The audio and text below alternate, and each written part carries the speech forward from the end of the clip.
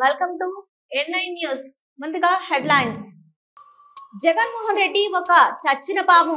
Anantapuram urban MLA Daggupati Prasad విమర్శలు.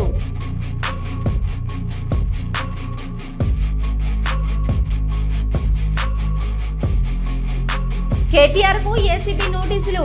కాంగ్రెస్ పై ఘాటు విమర్శలు చేసిన మాజీ మంత్రి జగదీష్ రెడ్డి.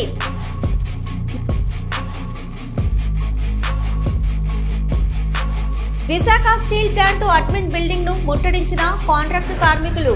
స్వల్ప ఉద్రిక్తత.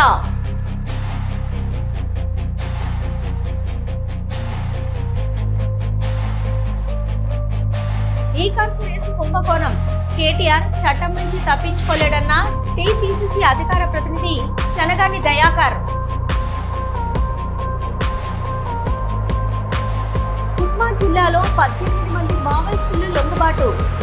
లొంగిపోయిన వారిపై పలు విధ్వంసక కేసులు ఉన్నాయన్న సుక్మా జిల్లా ఎస్పీ కిరణ్ చహనా. ఆర్థిక విధానాలను తూర్పారబట్టిన సిపిఐ రామకృష్ణ. చంద్రబాబు పవన్ కళ్యాణ్ లు మోదీ భజన చేస్తున్నారంటూ ఎద్దేవా.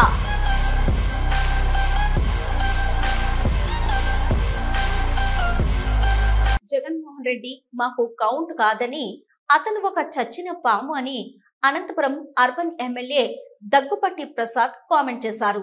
నేటి నుంచి కడప వేదికగా జరుగుతున్న మహానాడు కార్యక్రమానికి ఆయన భారీ కాన్వాయ్తో బయలుదేరారు. అర్బన్ టీడీపీ కార్యాలయం నుంచి ఈ ర్యాలీని ఎమ్మెల్యే దగ్గుపాటి ప్రారంభించారు. ఈ సందర్భంగా ఎమ్మెల్యే దగ్గుపాటి మాట్లాడుతూ, గతంలో కరోనా ఇతర పరిస్థితుల దృష్ట్యా తాము మహానాడును ఘనంగా నిర్వహించలేకపోయామన్నారు. ఈసారి జగన్ రెడ్డి ఇలాకాలో భారీ స్థాయిలో ఈ కార్యక్రమాన్ని నిర్వహిస్తున్నట్లు తెలిపారు. గత ప్రభుత్వం చేసిన తప్పులు ఎప్పటికీ తమ ప్రభుత్వం చేయదని ఆయన స్పష్టం చేశారు. గతంలో సభలు ఇతర కార్యక్రమాలు నిర్వహించాలంటే పరదాలు కట్టడం, చెట్లు కొట్టడం లాంటివి చేసేవారని, అలాంటి అవసరం తమకు లేదన్నారు. మేము ఏ కార్యక్రమం చేసినా బహిరంగంగా ప్రజల మధ్యనే చేస్తున్నామన్నారు. జగన్ రెడ్డిని టార్గెట్ గా చేయవలసిన అవసరం తమకు లేదని, ఆయనకంత స్థాయి కూడా లేదని ఎమ్మెల్యే దగ్గుపాటి ప్రసాద్ తెలిపారు.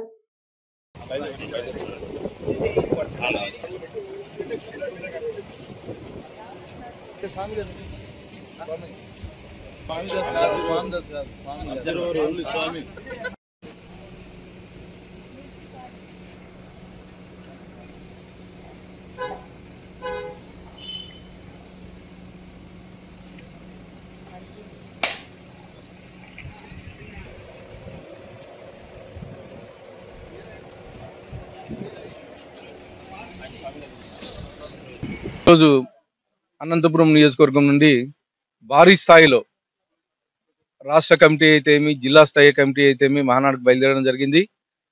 ఈరోజు రేపు ఎవరైతే ఇన్వైటీస్ ఉన్నారో నాయకులు వాళ్ళంతా కలిసి వెళ్ళడం జరుగుతుంది. 29వ తేదీ జరిగే భారీ బహిరంగ సభకి అనంతపురం అర్బన్ నియోజకవర్గం నుంచి దాదాపు 15,000 మంది వస్తారని చెప్పేసి మేము అంచనా వేస్తున్నాం. ముఖ్యంగా మహానాడు అంటేనే మా తెలుగుదేశం కార్యకర్తలకు ఒక పెద్ద పండుగ. ఆ పండుగ మళ్ళా చాలా రోజుల తర్వాత, గతంలో కరోనా టైంలో కానీ ఈ టైంలో సరిగా అంటే ఇంత భారీ ఏర్పాట్లలో చేయలేకపోయాం, కరోనా ఉందని చెప్పేసి. కానీ ఈరోజు మా నారా లోకేష్ గారి ఆధ్వర్యంలో కడపలో జగన్మోహన్ రెడ్డి ఇలాకాలో ఈ కార్యక్రమం జరుగుతుంది.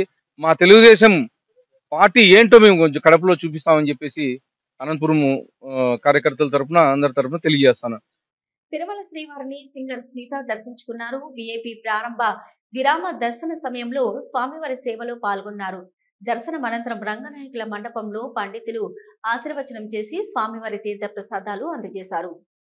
నెల్లూరు జిల్లాలో ప్రముఖ పుణ్యక్షేత్రమైన జొన్నవాడ మల్లికార్జున స్వామి సమేత కామాక్షి తాయి తెప్పోత్సవంను అత్యంత వైభవంగా నిర్వహించారు. ఈ కార్యక్రమానికి ముఖ్య అతిథిగా నెల్లూరు ఎంపీ వేమిరెడ్డి ప్రభాకర్ రెడ్డి, కోవూరు ఎమ్మెల్యే వేమిరెడ్డి ప్రశాంత్ రెడ్డి హాజరయ్యారు. పెన్నా నది ఒడ్డున దేవతా మూర్తులను ఊరేగించారు. ఉత్సవ కమిటీ చైర్మన్ అశోక్ రెడ్డితో పాటు పలువురు పాల్గొన్నారు.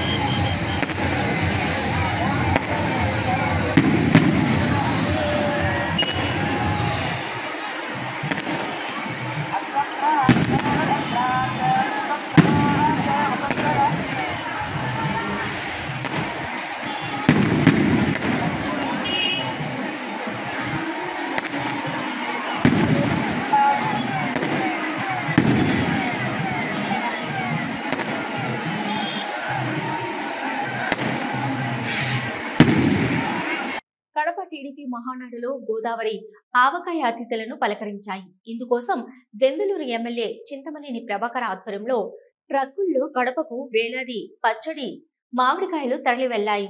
కొత్త ఆవకాయను సిద్ధం చేయడానికి మామిడి ముక్కలు కొట్టేవారిని, పచ్చడి పెట్టేవారిని సైతం ప్రత్యేకంగా బస్సులు ఏర్పాటు చేసి దెందులూరు నుంచి కడపకు దెందులూరు ఎమ్మెల్యే తీసుకువెళ్లారు.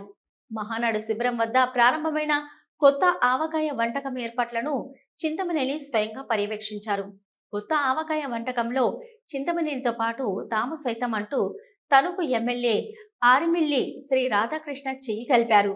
తెలుగుదేశం పార్టీ మహానాడు కార్యక్రమంలో పాల్గొనే కార్యకర్తలకు, అతిథులకు ఎలాంటి అసౌకర్యం కలగకుండా వంటకాల తయారీ, నాణ్యత, వడ్డింపు అంశాలను పర్యవేక్షించే భోజనాల నిర్వహణ కమిటీలో దెందులూరు ఎమ్మెల్యే చింతమనేని ప్రభాకర్ కు పార్టీ అధిష్టానం బాధ్యతలు అప్పగించింది.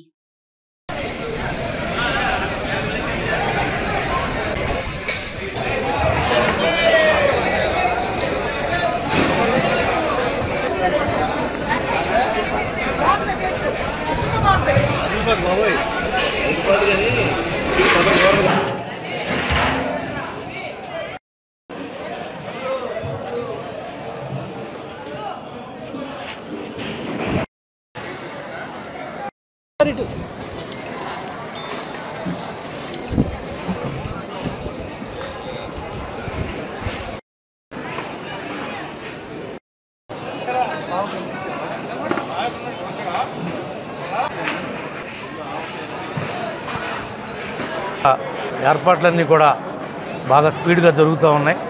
ఈ 3 రోజుల మీద పార్టీ ప్రతినిధులు సుమారుగా 2 లక్షల మందికి ఇక్కడ భోజన ఏర్పాట్లు చేయడం జరుగుతుంది. మొదటి రోజు తాపేశ్వరం కాజా, అలాగే గోంగూర చికెను, వెజిటబుల్ బిర్యానీ పెట్టడం జరుగుద్ది. రెండో రోజు అల్లూరియ మైసూర్ పాకు, అదేవిధంగా బిర్యానీ కామనం, దోసకాయ mutton, Andhra style chicken curry. మూడో రోజు కూడా సేమ్ బగారా రైస్ పెట్టి చికెన్ కర్రీ. ఏర్పాట్లన్నీ కూడా మొట్టమొదటిసారి మహానాడులో నాన్ వెజ్ పెడుతున్నారు. కేటీఆర్ కి ఏసీబీ నోటీసులు. సిరిసిల్ల క్యాంపు కార్యాలయంపై దాడి ఘటనపై మాజీ మంత్రి జగదీష్ రెడ్డి ఘాటుగా స్పందించారు. సీఎం మంత్రుల అవినీతిని కప్పిపుచ్చుకునేందుకే కేటీఆర్ కు నోటీసులు. అవినీతితో తమ ప్రతిష్ట దిగజారిందని బీఆర్ఎస్ పై కేసులు పెట్టి కాంగ్రెస్ డ్రామాలాడుతుంది. ఈడీలో సీఎం పేరు పెట్టినందుకు మోదీ కాళ్లు పట్టుకునేందుకు నీతి ఆయోగ్కి వెళ్లారు. గతంలో బహిష్కరించి ఇప్పుడెందుకు వెళ్లారో ఆంతర్యం చెప్పాలి. అందాల పోటీల నిర్వహణలో విఫలమై ప్రపంచం ముందు తెలంగాణ పరువు పోగొట్టారు. తమ అవినీతిపై దృష్టి మరల్చేందుకే మీడియాలో మాపై కథనాలు. కేటీఆర్ విజన్ ఖండాంతరాలు పాకుతుంటే ఓర్వలేక కేసులు. కేటీఆర్ విదేశాల్లో జరిగే కార్యక్రమాలకు వెళ్లకుండా చేయాలని నోటీసుల కుట్ర. నోటీసుల పేరుతో కాంగ్రెస్ చిల్లర వేషాలు వేస్తుందని అన్నారు. తెలంగాణలో గత 18 నెలల కాలంలో రాష్ట్ర ప్రభుత్వం, కాంగ్రెస్ పార్టీ ప్రభుత్వం పూర్తిగా అన్ని రంగాల్లో విఫలమైంది. కేవలం ఒక్క అవినీతి విషయంలో మాత్రమే అద్భుతమైన ప్రగతిని సాధిస్తుంది. ఎక్కడ వదలకుండా ఈ డిపార్ట్మెంట్ ఆ డిపార్ట్మెంట్ అని లేదు, అన్ని డిపార్ట్మెంట్లు పూర్తిగా అవినీతిమయమైపోయినాయి. కమిషన్లు అనేది చాలా సాధారణమైన పదం అయిపోయింది. చర్చ కూడా చాలా సాధారణంగా జరిగిపోయే పరిస్థితికి వచ్చింది. ఏ మంత్రి ఎంత సంపాదించిండు, వాటితోని ముఖ్యమంత్రి పదవుల కొరకు ఎట్లా పోటీ పడుతున్నారు అనేది ఇవాళ సాధారణ ప్రజానికంలో కూడా చర్చ జరిగే స్థాయిలోకి దిగజారింది కాంగ్రెస్ పార్టీ ప్రతిష్ట, రాష్ట్ర ప్రభుత్వం యొక్క ప్రతిష్ట. కేవలం దీంట్లో నుంచి వెళ్ళి బయటపడడం కొరకు జీడిమిట్ల పిఎస్ పరిధిలోని షాపూర్ నగర్ లో నక్సలైట్ల కదలికలు కలకలం రేపాయి. స్థానికంగా ఉంటున్న నేత పూస రాఘవేంద్ర గౌడ్ అర్ధరాత్రి మాస్క్ తో ఒక వ్యక్తి ప్రవేశించి తులసి మొక్కను ధ్వంసం చేశాడు.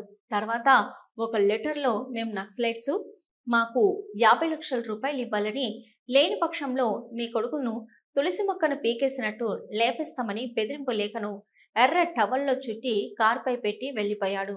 బాధితుడు లేఖతో వెళ్లి పోలీస్ స్టేషన్ లో ఫిర్యాదు చేశాడు.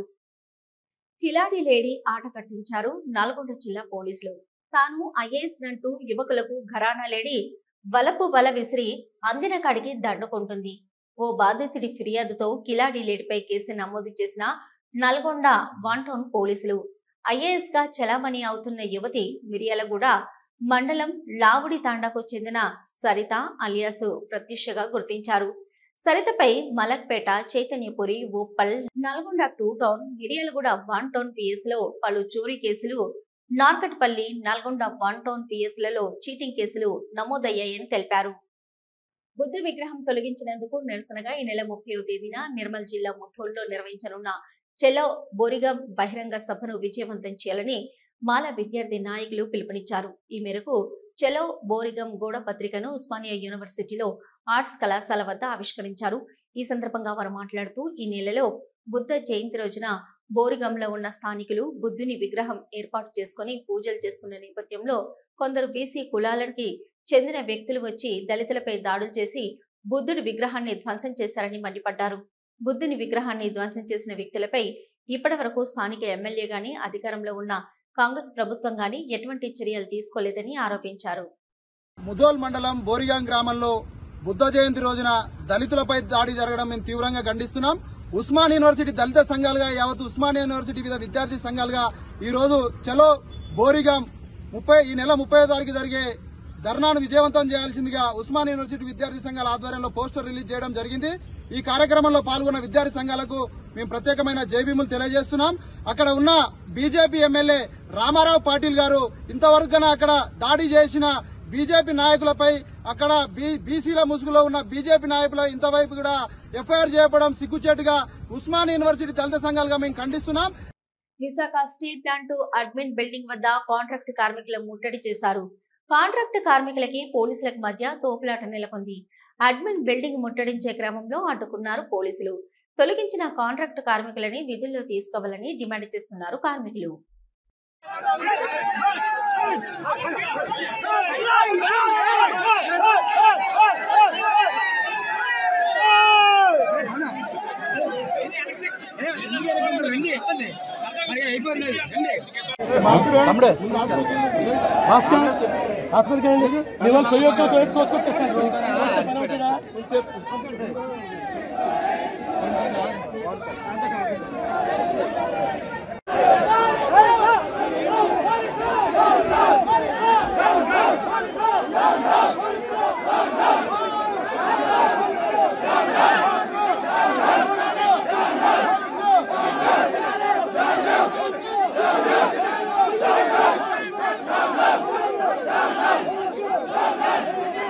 Telangana federation of chamber of commerce ప్రతినిధులతో కేంద్ర మంత్రి జితేన్ రామ్ మాంజీ సమావేశమయ్యారు.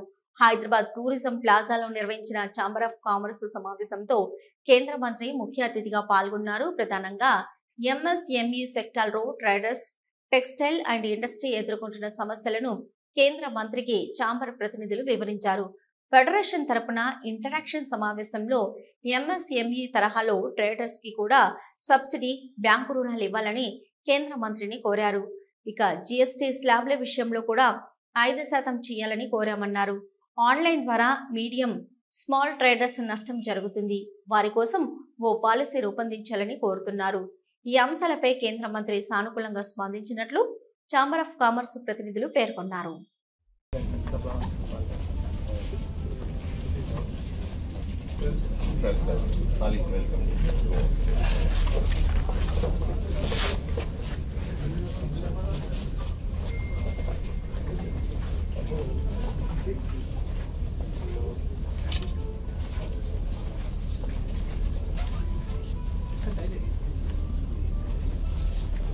मोबाइल में भी ले लो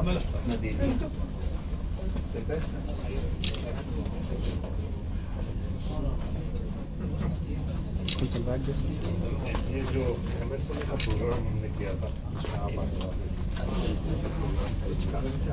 लास्ट टाइम सर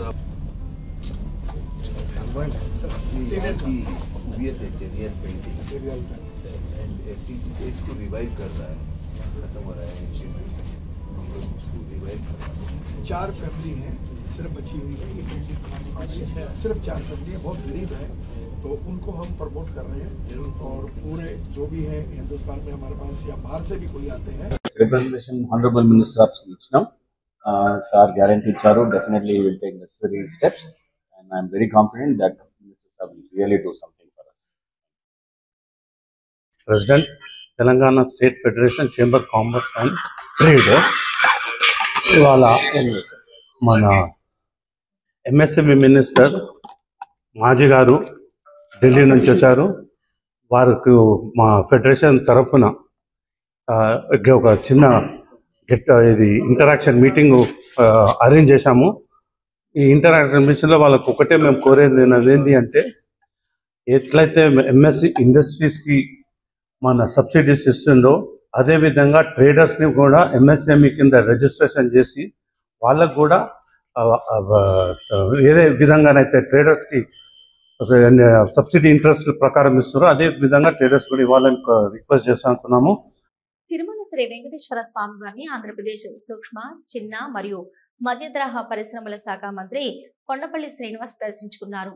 మంగళవారం ఉదయం సుప్రభాత సేవలో స్వామివారిని దర్శించుకుని మొక్కులు చెల్లించుకున్నారు. దర్శనం అనంతరం రంగనాయకుల మండపంలో వేద పండితులు వేద ఆశీర్వచనం చేయగా ఆలయ అధికారులు తీర్థ ప్రసాదాలు అందజేసి పట్టు వస్త్రాలతో సత్కరించారు. దర్శనం అనంతరం ఆలయం వెలుపల మీడియాతో మాట్లాడుతూ, కూటమి ప్రభుత్వం ఏర్పడిన తర్వాత మొట్టమొదటి మహానాడు కావడంతో తెలుగుదేశం కార్యకర్తలు పెద్ద ఎత్తున పాల్గొని భారీ విజయాన్ని అందించాలని స్వామివారిని కోరుకున్నట్లు తెలిపారు.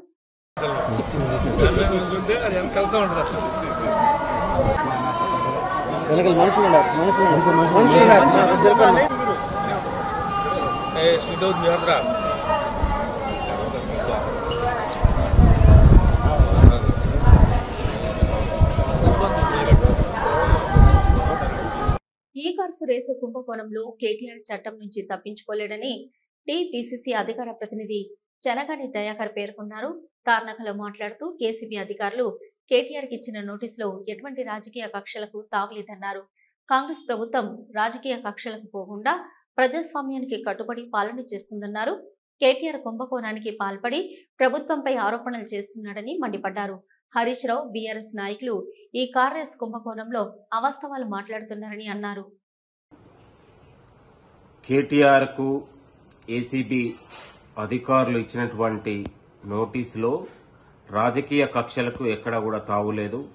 కాంగ్రెస్ ప్రభుత్వం వచ్చిన తర్వాత రాజకీయ కక్షలకు తావివ్వకుండా ఒక ప్రజాస్వామ్యయుతమైన పాలనకు కొలువైంది. కాబట్టి కేటీఆర్ గత 2023లో బీఆర్ఎస్ పాలనలో ఈ కార్స్ రేస్ కుంభకోణంలో నిబంధనలకు విరుద్ధంగా ఫిబ్రవరి 6 నుంచి 11వ తేదీ వరకు హైదరాబాద్ నగరంలో జరిగినటువంటి ఈ కార్స్ రేసు ఏదైతే పోటీలలో నిబంధనలకు విరుద్ధంగా విదేశీ కరెన్సీ ద్వారా చెల్లింపు చేసి హెచ్ఎండిఏ నిబంధనలకు విరుద్ధంగా 50 కోట్ల రూపాయల స్కామ్ కు పాల్పడినటువంటి నేపథ్యంలో ఏసీపీ అధికారుల దర్యాప్తులో తేలిన సందర్భంలో ఆయనపై కేసు నమోదైంది తప్ప ఇది ఎక్కడ కూడా ఇవాళ హరీష్ రావు గారు లేకపోతే ఇంకో బీఆర్ఎస్ నాయకులు మాట్లాడే దాంట్లో అవాస్తవాలు మాట్లాడుతా ఉన్నారు. మీ తప్పిదాల్ని కప్పిపుచ్చుకొని ఇవాళ దర్యాప్తు సంస్థలు తేల్చినటువంటి నిజాలలో ఇవాళ మీరు అవినీతికి పాల్పడి 50 కోట్ల రూపాయల స్కామ్ కు పాల్పడినటువంటి ఆధారాలు బయటపెట్టినటువంటి సందర్భంలో మీ పైన ఏసీపీ అధికారులు కేసు పెడితే ప్రభుత్వం ముఖ్యమంత్రి రేవంత్ రెడ్డి గారు రాజకీయ కక్షలు చేస్తున్న అనడానికి చాలా సిగ్గుగా ఉంది. మీకు నిజంగా చిత్తశుద్ది ఉంటే, చట్టాల వైపు గౌరవం ఉంటే, న్యాయస్థానాల మీద గౌరవం ఉంటే మీరు తప్పకుండా విచారణకు హాజరు కావాల్సిందే. మీపై మోపబడినటువంటి ఏదైతే ఉన్నదో దాన్ని మీరు చట్టపరిధిలో రుజువు చేసుకోవాల్సిన బాధ్యత ఉంది. సుక్మా జిల్లాలో ఎస్పీ కిరణ్ చహనా సిఆర్పీఎఫ్ అధికారుల ఎదుట 18 మంది మావోయిస్టులు లొంగిపోయారు. వీరంతా పీజీఎల్ఏ బెటాలియన్ కు చెందిన మావోయిస్టులుగా పోలీసులు వెల్లడించారు. వీరిలో ఇద్దరిపై 8 లక్షల రూపాయల చొప్పున రివార్డు ఉన్నట్టు తెలిపారు. వీరంతా గతంలో పలు విధ్వంసకర సంఘటనల్లో ప్రత్యక్షంగా పాల్గొన్నట్లు పోలీసులు వెల్లడించారు.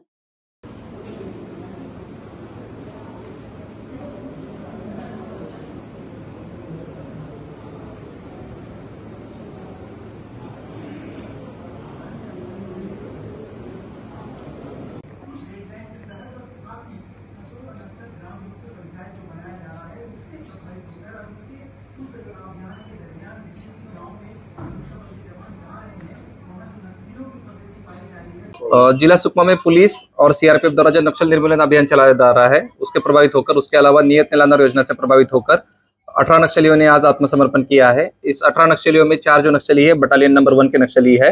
करगटालू में ऑपरेशन चलाया गया था, उसके बाद जब दबाव बना है उसके बाद 4 बटालियन के नक्सलियों ने आत्मसमर्पण किया है। उसके अलावा दक्षिण बस्तर डिवीजन के जो नक्सली है वो सदस्यों ने भी काफी संख्या में आज आत्मसमर्पण किया है। बसवराजू के मारे जाने के बाद उसके अलावा करगटालू ऑपरेशंस, उसके अलावा जो जिले और राज्य में अलग अलग जहां ऑपरेशन चल रहे हैं उससे प्रभावित होकर आत्मसमर्पण नक्सलियों ने किया है। आत्मसमर्पित नक्सलियों को शासन द्वारा जो योजनाएं चल रही है उसका पूरा लाभ दिया जाएगा, उनका कौशल्य विकास किया जाएगा। शासन द्वारा इन सभी नक्सलियों को नौकरी दिलाई जाएगी। मैं और भी सभी नक्सलियों को इससे अपील करना चाहता हूँ कि जल्द से जल्द सरेंडर करें। 4 नक्सली जो है बटालियन के हैं, उनमें जो नाम है मड़कम आयता, ये battalion PLGM number 1 headquarter company number 3 का सदस्य है। इसके अलावा भास्कर उर्फ भोगा में भी बटालियन नंबर 1 का सदस्य है। इसके अलावा मड़कम कमलू देवे है, दक्षिण बस्तर डिवीजन टेलर टीम की सदस्य है। लक्षण उर्फ माडवी सन्नू दक्षिण सब जनरल ब्यूरो सप्लाई टीम की सदस्य है। बाकी अन्य नक्सली है जैसे बुरकापाल, ताड़मिटला, मिनपा, टेकलगुडम, ऐसी बड़ी बड़ी घटनाओं में नक्सलियों का समावेश रहा है। नक्सलियों द्वारा ये बताया गया कि नक्सलियों की जो खोखली विचारधारा है उसका त्याग कर शासन की जो आत्मसमर्पण नीति है उससे प्रभावित होकर आत्मसमर्पण किया है। ప్రధానమంత్రి విధానాల వలన భారత ఆర్థికంగా ప్రపంచ దేశాలలో 4వ స్థానంలో నిలిచిందంటూ ప్రజలను తప్పుదోవ పట్టిస్తున్నారని, దానికి చంద్రబాబు, పవన్ కళ్యాణ్, మోదీ భజన చేస్తున్నారని విమర్శించారు సిపిఐ రామకృష్ణ. ఇవాళ భారతదేశ ఆర్థిక వ్యవస్థ ప్రపంచ దేశాలలో 4వ స్థానానికి చేరిందని, దానికి ప్రధాని నరేంద్ర మోడీ యొక్క విధానాలే కారణమని చెప్పి గత 2-3 రోజులుగా పెద్ద ఎత్తున డబ్బా కొడుతూ ఉన్నారు. ఈ డబ్బా కొట్టడంలో రాష్ట్రంలో మరి చంద్రబాబు నాయుడు గారు ముఖ్యమంత్రి గారు, ఉప ముఖ్యమంత్రి గారు కూడా ముందు పీఠన ఉన్నారు. ఓకే, పవన్ కళ్యాణ్ అయితే ఆయన నిన్నగాక మొన్న అధికారంలోకి వచ్చాడు కాబట్టి ఆయనకి పాపం అన్ని బాగా కనపడవచ్చు. ఇప్పుడు చంద్రబాబు నాయుడు గారు ఆర్థికవేత్త, అన్ని విషయాలు తెలుసున్నవాడు, సీనియర్ పాలిటీషియన్. మరి ఆయన కూడా ఈ ప్రజల్ని తప్పుదోవ పట్టించే దాంట్లో ఆయన కూడా అగ్రభాగాన్ని ఉంటాడు. N9 News, Namaste.